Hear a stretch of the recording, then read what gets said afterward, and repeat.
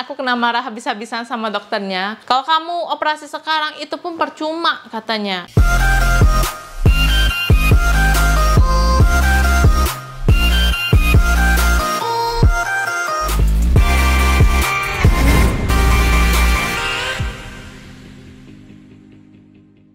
Hai semuanya, welcome back to Awita Life Channel. Aku Yunita dan di video kali ini aku mau sharing update mengenai mata anak aku yang mengalami mata juling ke arah luar atau istilahnya intermittent exotropia. Jadi sebenarnya aku udah sharing hal ini dari 2 tahun yang lalu ya. Dan kalau misalnya kalian mau lihat video-video aku yang sebelumnya juga boleh banget. Nanti aku juga cantumin linknya di deskripsi. Nah, buat kalian yang baru menemukan video ini untuk pertama kalinya, aku mau kilas balik dulu secara singkat mengenai mata anakku ini. Seperti apa sih gitu loh, sampai akhirnya aku menemukan masalahnya ini. Jadi pertama kali aku menyadari anak aku ini mengalami mata juling pada saat anakku berusia 2 tahun ya. Jadi mata julingnya itu sebenarnya menurut aku nggak gitu parah. Jadi kalau misalnya ngeliat normal kayak gini, ngobrol kayak biasa gitu ya dengan jarak yang dekat, dia matanya normal banget gitu. Cuman kadang-kadang kalau misalnya anak aku ngeliat jauh gitu ya, tiba-tiba matanya bisa lari, jadi kayak juling ke arah luar gitu. Terus kalau misalnya dia lagi bengong gitu, bisa lari gitu matanya, jadi juling gitu loh ke arah luar. Nah akhirnya setelah umur 3 tahun aku pergi cek ke dokter mata yang ada di Batam. Pada saat itu dokternya bilang mata anak aku itu nggak apa-apa, namanya mata malas gitu. Jadi karena dokternya bilang nggak apa-apa ya udah gitu kan. Tapi aku kan sering tuh ngeliatin mata anakku tuh kayaknya nggak center gitu, kayaknya ada something wrong gitu kan. Akhirnya aku pas anakku usia 4 tahun, itu tepatnya November 2019, itu aku ke Singapura ngecekin mata anak aku ke dokter mata di Mount Elizabeth Hospital, namanya Dr. Leo Seo Wei. Dan di sana aku kena marah habis-habisan sama dokternya karena dokternya bilang matanya kan memang bermasalah ya, juling ke arah luar, tapi memang kadang-kadang aja, cuma harus segera diobati, nggak boleh dibiarin gitu aja. Nah pengobatannya itu adalah dengan cara treatment eye patching ya. Jadi mata yang normal itu ditutup selama 3 jam sehari supaya mata yang nggak normal, yang julingnya ini dipaksa bekerja untuk normal gitu. Setelah dari dokter ya ditempel aja terus tiap hari 3 jam gitu ya, supaya melatih mata yang julingnya ini. Dan 2 bulan kemudian, tepatnya itu Januari 2020, aku pergi kontrol lagi ke dokter Leo gitu untuk mengecek kondisinya seperti apa. Dan dokter bilang julingnya masih ada, harus tetap dilanjuti treatmentnya gitu. Dan harus balik kontrol lagi sekitar 3 bulan. Nah di bulan Maret 2020 itu kan pada saat mulai pandemi itu semua negara kan tutup akses ya. Jadi kita nggak bisa berpergian kemana-mana. Tapi aku sendiri tetap ngelanjutin tuh treatment eye patchingnya setiap hari gitu. Terus pandemi ini kan nggak kelar-kelar gitu kan, sedangkan menurut aku harusnya tetap update gitu mengenai mata anak aku. Jadi karena borderline-nya juga nggak dibuka-buka, pandemi masih terus berlangsung, akhirnya ya udahlah aku cek deh yang di Batam gitu ya, biar tahu gitu kondisinya yang sekarang seperti apa gitu. Jadi bulan Juli 2020 tuh aku pergi cek lagi ke dokter mata di Batam ya, ini dokter yang berbeda dengan yang pertama, untuk ngecek kondisi mata anak aku jadinya sekarang kayak gimana. Terus waktu itu dokternya bilang julingnya itu nggak ketemu gitu. Dan aku bilang masih ada kok dok julingnya gitu. Terus dokternya bilang karena orang tua kan sama anaknya terus nih 24 jam, jadi harusnya lebih tahu. Cuma pada saat ini sekarang aku ngecek tuh julingnya nggak ketemu. Tapi kalau ibu merasa julingnya masih ada, silahkan teruskan treatment eye patching itu sampai sembuh gitu katanya kan. Jadi ya udahlah, dari sana aku lanjutin aja treatment eye patchingnya setiap hari gitu, ditempelin gitu ya. Sampai itu sekitar 1 tahun lah aku udah treatment eye patchingnya itu. Anaknya ini juga ada ups and downs-nya ya, nggak semudah itu kita suruh anak tempel matanya itu 3 jam sehari gitu ya. Kadang dia juga nangis gitu, kadang nggak mau gitu. Jadi ada ups and downs-nya gitu. Sampai udah setahunan itu anak aku udah nggak mau tempel lagi, katanya udah bosen mami gitu, nggak mau tempel lagi, udah capek. Jadinya ya udahlah gitu kan ya, aku nggak lanjutin treatment eye patching-nya. Berharap nanti bisa segera selesai nih pandemi biar aku bisa ngecek lagi gitu ke Singapura.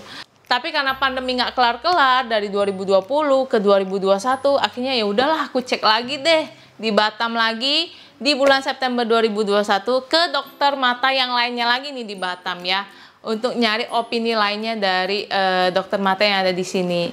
Terus waktu itu dokternya bilang mata julingnya sudah membaik sih Bu, dan kalau misalnya Ibu mau operasi gitu ya, untuk final solutionnya Ibu mungkin bisa ke Jakarta Eye Center gitu loh, karena di sana alat-alatnya lebih komplit, lebih lengkap, dan juga ada dokter spesialis untuk strabismus anak. Nah sebenarnya aku tuh ada kepikiran pengen ke Jakarta, cuma karena pandemi itu juga ribet kan ya, mau pergi-pergi gitu. Terus berharap mudah-mudahan lah segera berakhir pandemi ini biar bisa ke Singapura lagi. Dan akhirnya di bulan April 2022 tuh udah mulai buka ya borderline, bisa ke Singapura gitu. Dan aku mulai ngecek-ngecekin nih jadwal untuk appointment dengan dokternya. Aku rencananya tuh pengennya di bulan Juni pada saat anak aku liburan sekolah, cuman dokternya itu fully book, jadi nggak ada slot karena anak-anak memang lagi pada liburan, makanya banyak yang ngecek mata ke dokter katanya gitu. Terus aku bilang kalau misalnya ada yang cancel appointment boleh deh dikabarin gitu ya, biar aku bisa ke sana langsung. Nah dari pihak kliniknya itu ngasih tahu kalau jadwal yang kosong tuh di pertengahan Juli, sedangkan aku bilang kalau pertengahan Juli anak aku udah masuk sekolah nih, kalau bisa tuh akhir Juni atau mungkin awal-awal Juli deh gitu kan. Nah pas kebetulan ada yang cancel appointment sama dokternya itu, jadi hari Minggu tanggal 3 Juli itu siang-siang aku dikabarin ini ada yang cancel hari Selasa pagi, kalau kamu mau biar kita slot in kan. Jadi langsung aku okein, Senin pagi aku langsung ke Singapura supaya kalau ke rumah sakitnya itu nggak terlalu buru-buru banget gitu kan Selasa paginya. Nah waktu nyampe di sana itu crowded banget gitu ya, rame banget kliniknya itu sampai kita juga nggak ada lagi tempat duduk di dalam ruang tunggunya itu, jadi kita tunggu aja di depan gitu ya. Jadi kita lagi di Dr. Leo, appointmentnya jam 11.15, kita nyampe jam 11.30 dan lagi ngantri rame banget. Pokoknya kalau mau kesini tuh harus appointment dulu, wajib appointment dulu dia dapet. Jadi kemarin tuh aku nunggu sampai sebulanan untuk dapetin jadwalnya, pas kebetulan yang cancel bisa masuk gitu. Jadi email kalau dapet schedule-nya baru datang, jangan datang walk-in gitu, nanti pasti nggak bisa dapet karena dia full. Soalnya fullnya rame banget di dalam, tapi kita nggak berani mau video ini, nanti dikomplain orang. Privacy. Jadi nanti mau dilakukan beberapa tes dulu untuk ngecek kayak gimana sih kondisinya sekarang. Semangat. Jadi aku nggak bisa videoin kliniknya itu seperti apa karena lagi rame banget ya, nggak enak mau videoin orang gitu, takut dikomplain juga. Jadi untuk pengecekannya juga nggak boleh kita videoin, nggak boleh difoto sama sekali. Untuk pengecekannya itu pertama sama suster dulu gitu, jadi dicekin matanya yang juling, terus minusnya ada atau enggak gitu ya. Nah dari suster yang pertama ini dia bilang, kan udah lama nih nggak ngecek, mau nggak ditetesin obat mata supaya kita cek yang kedua, pengecekan selanjutnya itu lebih clear lagi matanya biar lebih jelas hasilnya. Boleh gitu, jadi ditetesin obat mata, disuruh tunggu setengah jam di ruang tunggu. Nah setelah setengah jam itu dipanggil sama suster yang kedua, dicek lagi. Jadi diceknya banyak macam sih, sangat-sangat detail, dan menurut aku itu yang aku sukanya dari pengecekan di Singapura itu, mereka tuh super detail, kayak dicek terus adalah kayaknya ngecek yang sama suster pertama dan suster kedua itu ya total mungkin memakan waktu sekitar 45 menit ya. Nah setelah dari suster kedua disuruh tunggu supaya nanti hasilnya diserahkan ke dokter, nanti dokter bisa baca dan kita bisa konsultasi sama dokter untuk hasilnya pengecekannya ini seperti apa. Dan kita itu adalah pasien terakhir, jadi kita datang appointment jam 11.15, setelah 15 menit 11.30, dan memang kita tuh emang pasien terakhir di hari itu. Jadi setelah pengecekan nunggu ini itu sama sejam lebih, akhirnya sekitar jam 1 itu masuk ke ruangan dokter untuk konsultasi. Dokter juga melakukan pengecekan sendiri dan dia membaca hasil pengecekan dari para suster. Dia marah sebenarnya ke kita karena dia tahu kita jujur aja memang kita udah nggak terima eye patching lagi nih selama setahunan gitu dok. Jadi gimana? Dan dokternya bilang sebenarnya kalian tuh harus gitu tempelin terus eye patch-nya gitu. Kalau kayak gini karena julingnya masih ada, makanya kita jadi kayak start dari awal gitu loh. Jadi tetap harus treatment eye patching. Sebenarnya aku tuh ke Singapura tuh pengen nanya sih, gimana ya solusinya supaya masalah ini lebih cepat selesai gitu. Apakah harus dioperasi gitu supaya bisa tuntas. Nah, sebenarnya kata dokter kalau operasi juga nggak bisa sekarang. Kenapa? Karena mata julingnya itu masih ada gitu. Kalau kamu operasi sekarang itu pun percuma katanya.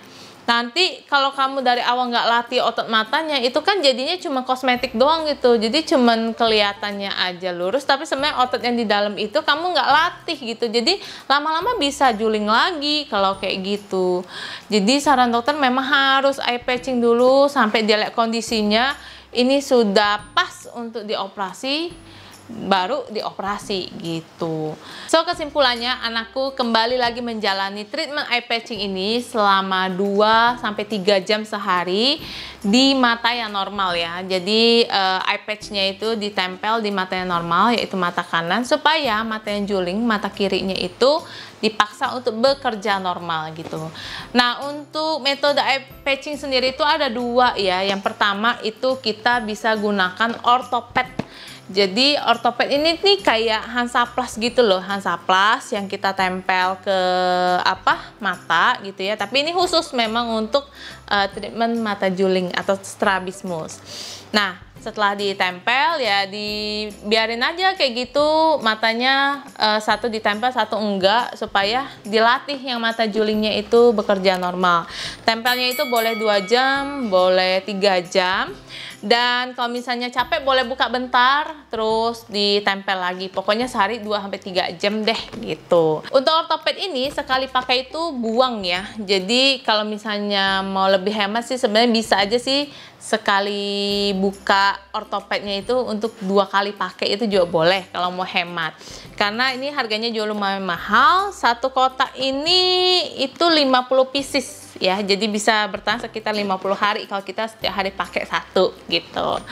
Nah, untuk cara yang kedua itu aku juga beli ini K-Fun Patch ya. Jadi ini tuh reusable. Jadi ini nih kayak mainan bajak laut gitu ya. Jadi matanya ditutup satu, terus ini ada talinya yang bisa dilingkarin ke kepala supaya lebih nyaman gitu. Nah, kelebihannya kalau yang ini udah jelas reusable, jadi bisa dipakai berulang, lebih hemat pastinya, bisa dicuci juga, terus dikeringkan dipakai lagi. Dan ini karena nggak nempel banget gitu ya, jadi kalau misalnya anaknya lagi capek boleh buka bentar gitu, 5 menit istirahat, baru disambung lagi gitu. Untuk desainnya sendiri juga lucu ya, ini sesuai pilihan anak aku karena dia mau pakai dan dia milih yang biru ini. Jadi hari ini ada mau pakai yang mana ortopednya? Yang itu, coba kasih lihat dulu. Tuh, ayo kita buka. Ayo kita buka, boleh nggak aku bukain yang kertas-kertasnya?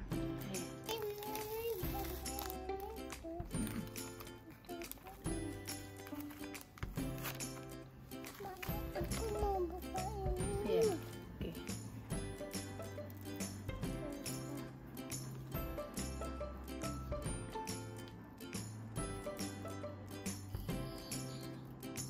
Oke. Tempel. Rambutnya begini dulu. Oke. Nah, tempel di mata kanan supaya mata kirinya dilatih ya. Supaya matanya lurus. Ya.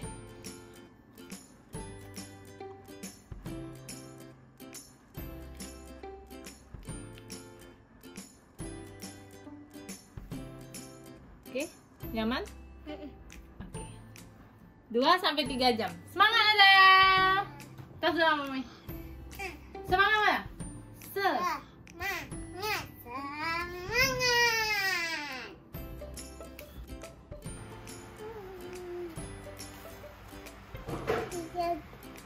Nah, lebih terang. Nah, kalau misalnya kalian mau beli K-Fun Patch ini ataupun Orthopad ini, kalian juga bisa lihat linknya di deskripsi. Nanti juga aku cantumin. Ini khusus spesial treatment eye patching ya. Jadi sebenarnya kalau di online tuh banyak yang jual kayak mainan bajak laut, tapi aku udah pernah beli lah berbagai macam yang ada di online itu, memang kurang nyaman sebenarnya kalau untuk treatment eye patching. Tapi kalau misalnya desainnya khusus untuk treatment eye patching itu memang lebih lama ya, lebih bisa tahan lama anak-anak pakai karena ini memang nyaman. Harganya memang lebih mahal, tapi ini memang specialized lah gitu untuk pengobatan. Nah, dia sendiri udah treatment sekitar semingguan dan 3 bulan lagi disuruh balik untuk kontrol. Untuk operasinya itu nanti harus dilihat dulu kondisi matanya. Kalau sudah dirasa otot matanya itu terlatih dengan baik, baru boleh dijalankan operasinya gitu. Dan operasinya ini sehari aja gitu ya, nggak yang operasi besar banget, bisa langsung pulang. Tinggal besoknya nanti balik ke dokter itu untuk lihat kondisinya. Kalau misalnya nggak ada apa-apa, ya udah boleh balik ke Batam. Atau sebenarnya mau dari operasi langsung pulang Batam juga boleh, tapi besoknya tetap harus ke sana untuk memastikan hasil operasinya gitu. Jadi kalau aku udah kepikiran nanti kalau bisa operasi, mungkin kita bakal stay 1 malam setidaknya ya di Singapura setelah operasi itu gitu. Jadi besoknya bisa langsung kontrol, kalau nggak ada apa-apa bisa langsung pulang ke Batam. Dan aku pengen sharing juga ini ya, review aku pribadi mengenai Dr. Leo Seowe ini ya. Kenapa aku memilih dokter ini? Karena pertama aku memang carinya dari review yang ada di Google gitu. Aku lihat kayaknya reviewnya bagus gitu, makanya pengen coba gitu ngecek ke sana. Dan kenapa milih di Singapura? Karena aku tinggalnya di Batam, jadi lebih gampang kalau aku ngeceknya di Singapura daripada aku harus ke Jakarta naik pesawat gitu. Kayaknya lebih convenience aja buat akunya bolak-balik gitu loh untuk ngecek, untuk kontrol di Singapura daripada di Jakarta. Setelah beberapa kali cek dengan dokter Leo ini, aku bisa bilang dokternya itu tegas ya, ngomong apa adanya. Kalau kita sebagai orang tua ada salah, dia ngomong apa adanya gitu ya. Dan memang pengecekannya itu detail banget, itu aku suka banget. Dan dia menurut aku saran-saran yang dia kasih itu semuanya masuk akal dan bisa aku terima. Dan kalau misalnya aku lihat di kliniknya itu memang dokternya banyak banget ikutin pelatihan, juga banyak penghargaan. Dan dari piagam-piagam yang tertera ini kita bisa lihat dokternya tuh juga memang spesialis strabismus ya. Memang dokter mata spesialis untuk anak, dan dia juga ada ngambil untuk yang spesialis mata juling atau strabismus juga. Nah, di sini aku juga semakin yakin dengan kualitas dokternya gitu ya. Berarti dokternya tuh kan kayak keep update mengenai kondisi mata anak-anak sekarang gitu ya, pelatihan-pelatihan dan segala macamnya itu semua ada di kliniknya dipajang. Nah, karena aku sharing mengenai mata juling ini dari 2 tahun yang lalu juga, ada juga yang mami-mami akhirnya pergi ke dokter Leo ini karena YouTube channel aku ini, dan mereka sharing juga ke aku gitu gimana hasilnya setelah mereka ngecek dan mungkin melakukan tindakan operasi dengan dokter Leo. Ini juga aku sertakan DM dari para mami buat referensi kalian juga ya. Kalau misalnya mau pergi cek ke sana juga silahkan. Kliniknya itu ada di Mount Elizabeth Hospital Singapura, dan untuk alamat detailnya langsung lihat aja di deskripsi. Dan ini bukan endorse ya, ini pure sharing pengalaman aku pribadi sebagai orang tua yang anaknya mengalami masalah mata juling ini. Dan harapan aku semoga video ini bisa bermanfaat buat kalian para orang tua yang nonton ya, yang mungkin juga mengalami hal yang sama gitu untuk anaknya. So, mungkin ini aja yang mau aku update mengenai perkembangan mata anak aku. Dan kalau misalnya kalian merasa video ini bermanfaat, jangan lupa di like ya. Kemudian di share juga ke orang-orang yang mungkin membutuhkan. Dan jangan lupa subscribe YouTube channel Awita Life supaya aku bisa terus memberikan video-video yang bermanfaat lainnya buat kalian semua. Oke? Thank you for watching and I'll see you next time. Bye-bye.